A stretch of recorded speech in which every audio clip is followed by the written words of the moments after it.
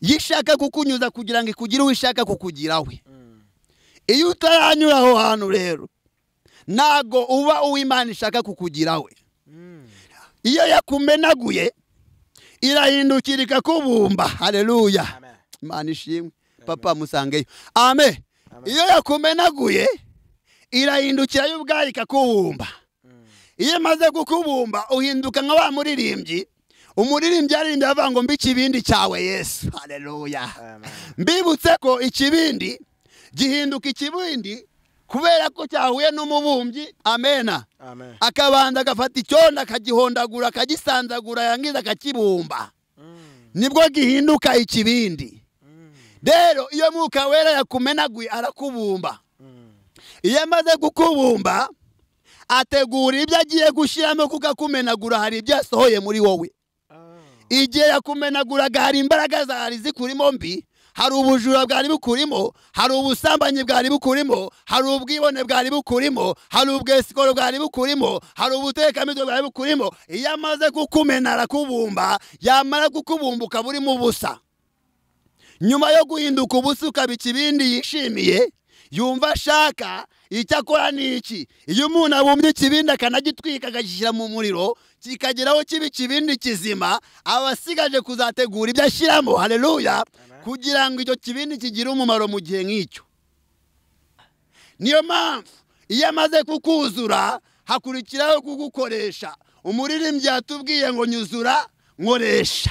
Iyo amaze kuzura urakoreshwa. Intumwa zimaze kuzuzwa Mwuka Wera zahawe ubutumwa zirabwira ngo zigende zibwiriza amahanga. Ene data ukibona impinduka ntuzabyihererane, uzatanga ubuhamya. Tubahaye ikaze kuri Sam TV Rwanda. Tubahaye ikaze kuri Sam TV Rwanda. Niba utarakora subscribe nicyo gihe cyo kuyikora ukajya ukurikirana ibiganiro byacu n'ubutumwa bwacu. Wowe unkurikiye unyumva, wubaha Imana, dusenge kuko tugiye gusenga Imana, kandi Imana tugiye gusenga ni Imana yumva.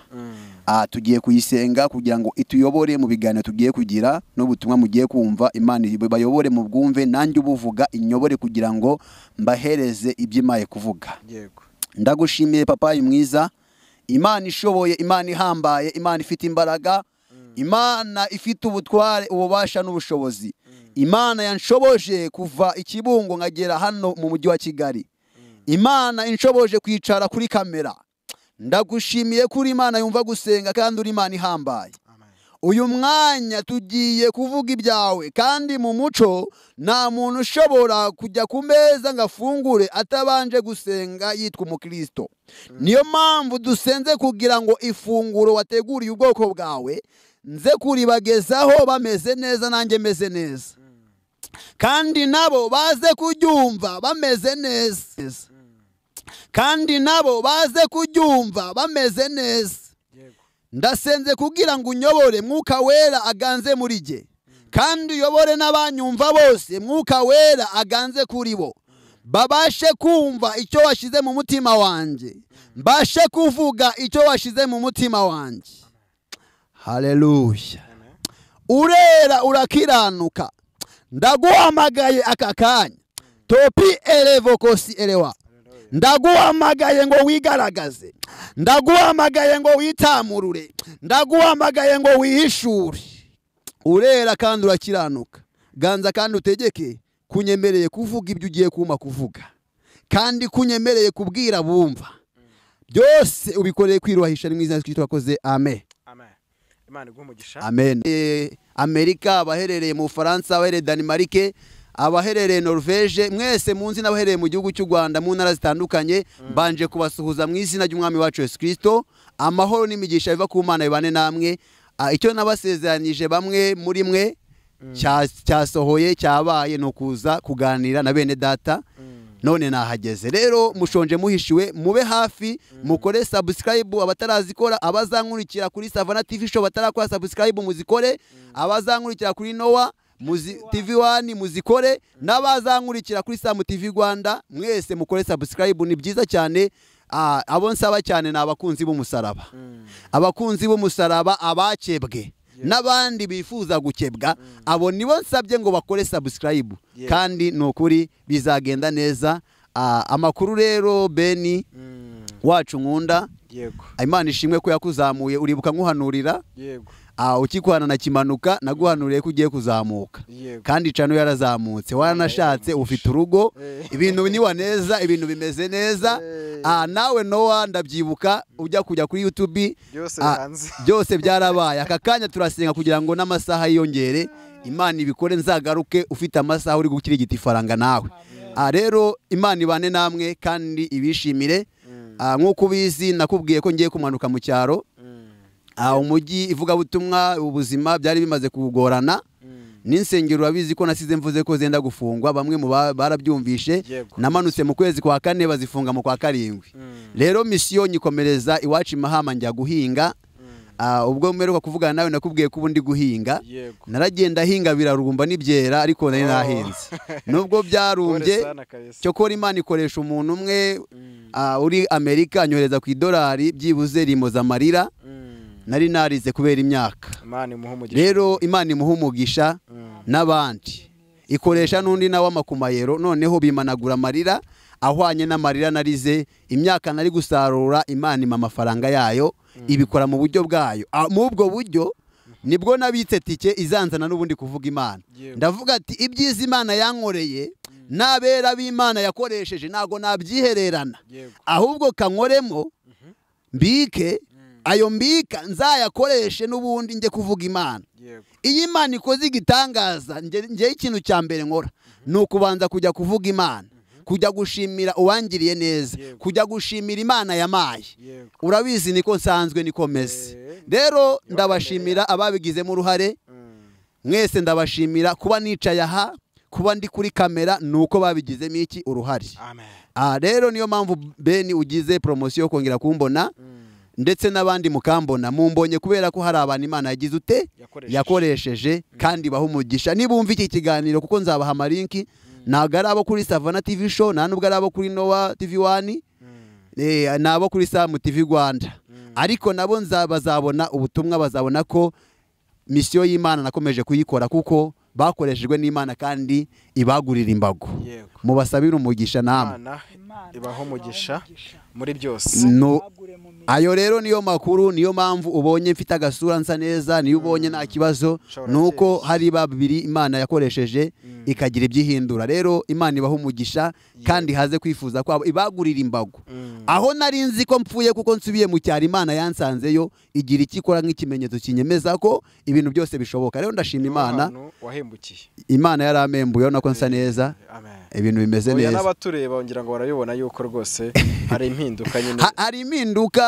Imana yarabikoze ariko bica mu nzira ndende nta nubwo usa nk'umuntu wabaye mu cyaro oya wamenya kuba mu cyaro nago wamenya ko mba mu cyaro kuko anibera Mahama naho abantu bazanyumva b'Imahama mu nkambi ya Mahama abazanyumva bose simbavuze mu mazina unzi wese uzanyumva azamenye ko namutumikiye nabasezanije ko nje kuvuga Imana umuri murakomeje ndi kugukorera Imahama ivuga butumwa rirakomeje none nagarutse i Kigali rero mu munsi umwe ejo nzataha rero iki Imana yabateguriye bagiye kucyumva murakoze yego n'ubutumwa butoroshye navuga gutyo kugira ngo wenda abadukurikiranye bumve yuko bagomba kubiha agaciro kuko urugendo bakoze ni rurerure uzi Kigali hano kugira ngo tubashe gutambutsa message y'Imana ni rurerure kugera ha byamagaza ibihumbi 8 kugenda gusa urumva yuko ushizemo 6 by'imodoka ugashyiramo na moto bihagarara 8 ubwo urumva no kusubirayo bizahagarara 8 ubwo ni 10 na bingahe numva rero washyiramo n'amazi umuntu afata ubwo hari hateguye bijama 20 kugira ngo umuntu azavuga Imana avuga yera murakoze noneho nyemerera mitego umwanya kugira ngo nabadukurikiranye wenda batagira ngo twizirimbye mu magambo cyane utugezeho iki Imana yaguhaye murakoze cyane nari ndimo mbabwira amakuru mbasuhuza rero uyu ni wo mwanya wo kuvuga iki Imana yashize ku mutima wanjye ndacyari Samuel wa wundi ndacyari umuhungu wanyu wenda ikiyongeyeho nuko Imana yanyigishirije no mu cyaro kugira ngo n'amasomo yaho nyamenye rero nje ndi umunyeshuri wuzuye nje ndi umunyeshuri wize neza ariko Imana yamaye ijambo tugiye kuganiraho cyane cyane ni ijambo tugiye kuganiraho rijyanye n'ibi bihe turimo bya Pentecote n'ibi bihe turimo bya Pentecote nibyo tugiye kuganiraho ijambo turaganiraho ni ijambo rimwe rivuga ngo icyakora muzahabwa imbaraga riri mu byakozwe n'intumwa igice cyaho cya mbere umurongo wa 8 ariko siho nibanda cyane ahubwo ndibanda ku muririmbyi wa 336 336 niwo ndavugaho cyane. Uriya murongo kuwuzana no kugira ngo hatagira uvuga ngo ntago twasomye muri Bibiliya. Aho rero niho tugiye kuganira. Uyu muririmbyi 336 ni umuririmbyi uvuga ufite igitero kimwe, afite igitero kimwe, ni indirimbo ari mu ndirimbo zo gushimisha Imana ariko mu buryo bwo gusenga. 336 aravuga ngo mwuka wera w'Imana amanukira ubu, mena mbumba nyuzura nkoresha, mwuka wera w'Imana amanukira ubu. Ndagushubuje manywe ntago naguheruka gakera. Imana iguha umugisha, Imana ishimwe ko byibuze hari icyo yakoze nkaba nongeye kukubona.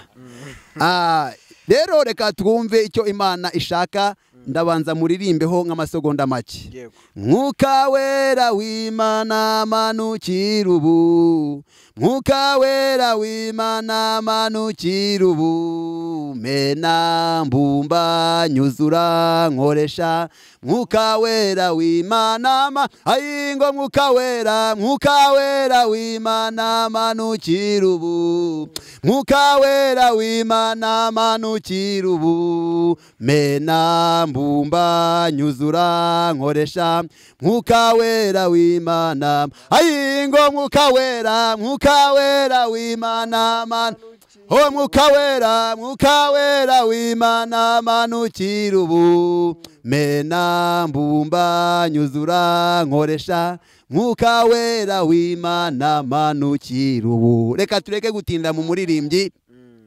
Uyu ni umuririmbyi avuga ngo mwuka wera w'Imana manukira ubu. Haleluya. Ati mwuka wera w'Imana mbabwije ukuri, mwuka wera atamanutse ntacyo twavuga. Hakenewe mwuka wera kugira ngo tugire icyo tuvuga. Umwuka wera niwe ugera ku buzima bw'umuntu akamuha icyo kuvuga. Iyo dusomye mu byakozwe n'intumwa igice cyaho cya mbere umurongo wa 8 hari amagambo atubwira ngo haleluya, icyakora muzahabwa imbaraga umwuka wera nabamanukira, ngo muzaba abagabo haleluya, ngo bo kumamya ngo i Yerusalemu, ngo ni Yudaya, ngo no kugeza ku mpera y'isi. Haleluya. Uyu mwanditsi yanditse iri jambo ryanditswe ryari ijambo ryavuzwe na Yesu. Haleluya. Asezeranye intumwa ko zizahabwa imbaraga. Nta gindi gihe zari guhabwa imbaraga. Uyu ni umunsi wa Pentekote. Haleluya. Wavugwaga. Uyu munsi ntago turi kuri Pentekote ariko turacyari mu cyumweru cya Pentekote. Niyo mpamvu aka kanya ndi kuvuga ku butumwa bujyanye na Pentekote. Haleluya. Amen. Ngicyakora muzahabwa imbaraga umwuka wera nabamanukira. Uyu muririmbyi ngiye kuvugaho yatubwiye ngo mwuka wera w'Imana amanukira ubu, numara kumanukira icyambere ngo mena. Haleluya. Amen. Ngo mwuka wera w'Imana mena. Intambwe ya mbere iyo mwuka wera amanutse ku buzima bw'umuntu abanza kumumenagura. Iyo mwuka wera kugezeho arakumenagura. Baho urugero rwa hafi, Bibiliya itubwira umugabo witwaga Sawuli. Yitwaga Sawuli, nyuma yuko umwuka wera mumenaguye ahindurirwa izina yitwa Pawulo. Uyu Sawuli byari izina ryo kurenganya ubwoko bw'Imana. Imana igihindura izina. Imana igihindura amateka. Imana igihindura. Pawulo wari ufite izina ryo gutuka Imana, izina ryo kurwanya abera b'Imana. Haleluya. Amen. Bibiliya itubwira ko ngo igihe yari arimo agenda ari mu rugendo rw'i Damasiko, ngo ahageze ngo ahura n'umucyo. Uyu mucyo mbabwira ni umwuka wera. Ngo nuko ngarangije ngo amumena ijisho, mbyita kumena ijisho kubera ko nyuma y'uko ahuye na Mwuka Wera yasigaye ijisho rye ritareba neza, asigarana icyasha cyo kutareba neza. Iyo Mwuka Wera ageze ku muntu hari ibintu agenda ahindagura, noneho kuko agusanga wubakitse, kubera kuko wubakitse utubatswe nawe, wubatswe n'izindi mbaraga, wubatswe n'indi myuka, icyakora cya mbere ni ukukumena. Wowe nkurikiye aka kanya, niba Mwuka Wera atarakumena, iki ni cyo gihe cyo kugira ngo akumenagure. Iyo Mwuka Wera akumenaguye aragushwanyaguza, arangiza akaguhindura uko ashaka. Etape ya kabiri akaza kukubumba. Haleluya. Niyo mpamvu ijambo ryambwiye ngo yagukomerekeje niyo izagira ute, ni nayo izakomora. Iyo yagukomerekeje niyo ifite ubushobozi n'ububasha n'imbaraga zo kukomora. Nta muntu ufite ububasha n'ubushobozi bwo gukomora uretse umuntu wagukomerekeje. None kuko Imana yagukomerekeje niyo izakomora. Turacyari mu ijambo ariko mwumviremo n'amamesaje yanyu. Iyagukomerekeje niyo izagira ute, niyo izakomora. Niba warakomeretse aka kanya wizere komorwa n'Umwuka w'Imana. Ngo Mwuka Wera w'Imana ngo mena. Mwuka Wera amenagura Sawuli. Amaze kumumenagura, muri Sawuli harimo kurwanya abera b'Imana, harimo kurwanya intumwa z'Imana, harimo kurwanya abana b'Imana. Ariko Mwuka Wera amumenaguye, haleluya, Sawuli uko ari kurwanya abera b'Imana, ahubwo nawe ubwe ahinduka umwana w'Imana. Ahawe misiyo, yari afite misiyo yo kurwanya abera b'Imana, ariko agiye guhabwa misiyo yo kubona umwana w'Imana ndetse akarengera abana b'Imana, akanafata ba Satani akabahindura n'abana b'iki b'Imana. Iyo ni misiyo Sawuli ahawe. Noneho iyo Mwuka Wera kugezemo uri umusore, uri umusinzi akakumena, inzoga wanywagura zireka. Ndashima Imana, aho mvuye mu kanya hari umuntu wari wananiranye w'umusinzi. Najyaga njya gusengera mukecuru we, nagerayo bikaba ibibazo, ariko ndashima Imana be, icyo gihe nasize ari umusinzi, ari n'umuntu uri mu ngeso mbi. Ngezeyo tatewe arambwira ngo ubu isa tuvugana runaka yabaye, haleluya, yabaye umukozi w'Imana. Mu gihe gito maze mu cyaro, ubutumwa navuze bwabyaye umusaruro. Ubu ni umukozi w'iki w'Imana. Nabinkundira nzamuzana azavuga Imana. Haleluya. Mu gihe cy'umwaka umwe n'igice maze mu cyaro, ngarutse nsanga mu butumwa navuze bwarabyaye umusaruro wo kwakira iki, agakiza.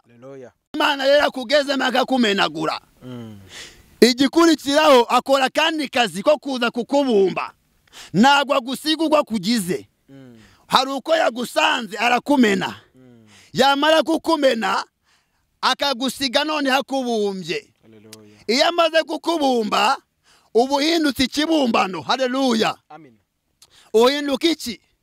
Uhinduka ikibumbano. Kandi yagiye kugushwanyaguza anyura mu nzira ashaka kunyuramo kugira ngo akugire uko ashaka kukugiramo. Yakunyuza gereza. Haleluya. Imana ishimwe. Igikunyuza muri gereza igira ngo igukuremo bya bindi byose. Njyewe Imana yanyujije muri gereza umwaka wose, iri kugira ngo iminduro mubona uyu nguyu mubona. Umwaka wose ndawukora ndawufungwa, maze imyaka 8 mfunguwe. Ariko nanyuzemo Imana ifite ibintu ishaka kugenda inkuramo. Ayo Imana igukeneye ikunyuza ahantu yishaka kukunyuza kugira ngo ikugire uwishaka kukugirawe. Iyo utaranyura aho hantu rero nago uba uw'Imana ishaka kukugirawe. Iyo yakumenaguye irahindukira ikakubumba. Haleluya. Imana ishimwe. Papa musangeyo. Amen. Iyo yakumenaguye irahindukira y'ubwayo ikakubumba. Iyo maze kukubumba uhinduka nka wa muririmbyi. Umuririmbyi aririmbye avuga ngo mbiki ibindi cyawe Yesu. Haleluya. Mbibutse ko ikibindi gihinduka ikibindi kubera ko cyahuye n'umubumbyi. Amena.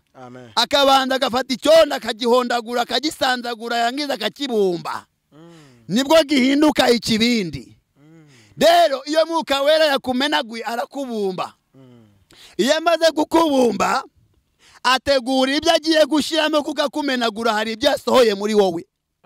Igihe yakumenaguraga hari imbaraga zari zikurimo mbi, hari ubujura bwari bukurimo, hari ubusambanyi bwari bukurimo, hari ubwibone bwari bukurimo, hari ubwesikoro bwari bukurimo, hari ubutekamitwe bwari bukurimo. Iyo amaze kukumena arakubumba, yamara kukubumba ukaba uri mu busa. Nyuma yo guhinduka ubusa ukaba ikibindi yishimiye, yumva ashaka, icyo akora ni iki? Iyo umuntu abumbye ikibindi akanagitwika agashyira mu muriro kikageraho kiba ikibindi kizima, aba asigaje kuzategura ibyo ashyiramo, haleluya, kugira ngo icyo kibindi kigire umumaro mu gihe nk'icyo. Haleluya. None iyo amaze kukubumba uhinduka igikoresho cye ariko kitarakora, uhinduka icyuma gishya, uhinduka igikoresho gishya ariko kitarahabwa inshingano, kitarahabwa ibyo gukora, kuko utarahabwa akazi ko gukora. Yamara kukubumba igisigaye ni ukukuzuza, haleluya. Kugakumenagura hari ibyo wari wuzuye, hari imbaraga mbi wari wuzuye, hari ubugwayi wari wuzuye. Umwuka Wera w'Imana nagera ku buzima bwawe arasohora ubwo bugwayi, kukaje kukumenagura. Izo mbaraga zikurimo aje kuzimenagura, kandi nazimenagura naga gusiguko, haleluya, araguhindura muzima. Ubwo bugwayi wari urwaye nakumenagura arasohora indwara, yuzuze Mwuka Wera ture muri wowe. Amen.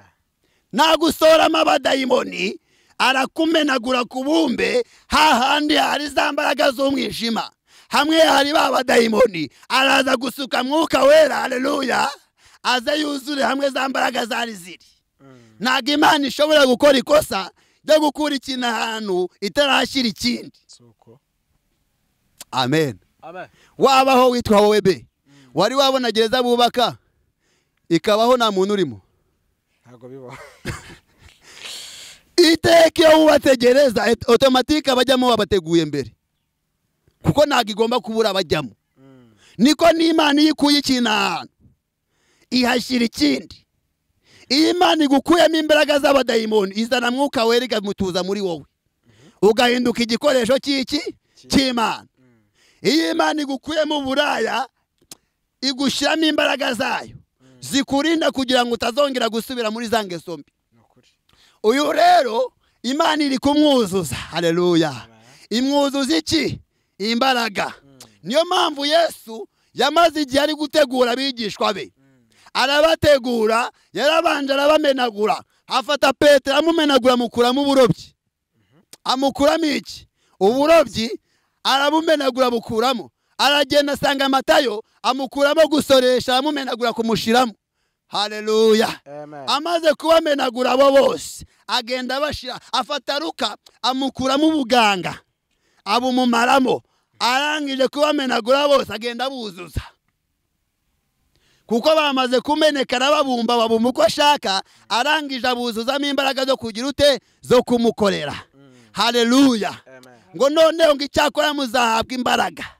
Bamaze gutegurwa, intumwa zateguwe zigiye guhabwa noneho imbaraga, kuko zamaze guhinduka ibikoresho, zamaze kuba materiyeri nzima, zigiye gusukwamo imbaraga z'Imana kugira ngo zibashe kuvuga ubutumwa bwiza. Ntabwo wavuga ubutumwa bwiza utarahabwa imbaraga, ntabwo wahanura utarahabwa imbaraga. Niyo ubikoze hari uburyo uba wabigenje, ntabwo ari Imana. Niyo mpamvu iyo amaze kukuzura hakurikiraho kugukoresha. Umuririmbyi yatubwiye ngo nyuzura nkoresha. Iyo amaze kuzura urakoreshwa. Intumwa zimaze kuzuzwa Mwuka Wera zahawe ubutumwa, zirabwira ngo zigende zibwiriza amahanga yose, haleluya. Ntago rero Imana yaguha misiyo itarabanza kukubumba. Imana iguhindura igikoresho kizima. Imana isore imbaraga z'umwijima zikurimo. Imana isore ubwo bugwayi bukurimo. Imana isore izo mbaraga zose zihagurukiye ubuzima bwawe. Imana izisohore mu izina rya Yesu. Imana igira ute? Imana izisohore. Imana izisohore. kesi erewa. Imana isore izo mbaraga zari ziri ku buzima bwawe, izo mbaraga zari ziguhagurukiye, Imana izisore, Imana izikubite, Imana izisenye, Imana izirimbure. Topise revo kosi erewa. Imana irimbure izo mbaraga, Imana ikuremera ubuzima. Pesita ki erebo sita lavo si erewa. Imana ihindura ubuzima bwawe mwene data. Reka nsoreza, reka nsoreza. Tugiye gusenga Imana, tugiye gusenga Imana. Aho uri wizere, aho uri wizere ko Imana ije gukora ku buzima bwawe, kandi urabona impinduka. Umva nkubwire mwene data, ukibona impinduka ntuzabyihererane. Uzatanga ubuhamya ko Imana yakoze, uzatanga ubuhamya ko hari ibyo Imana yahinduye, uzatanga ubuhamya ko hari aho Imana ikugejeje. Iki ni cyo gihe cyawe, iki ni cyo cyo kubohoka kwawe, iki ni cyo cyo kwakira kwawe, kubera ko igihe cy'Imana cyahageze. Turi mu minsi ya Pentekote, turi mu gihe cya Mwuka Wera. Imbaraga z'Imana zihindure byinshi ku buzima bwawe. Imana y'amahoro ibahe umugisha. Data ndagushimiye kubw'abana bawe bumvisha ijambo ryawe, buri muntu wese unkurikiye aka kanya.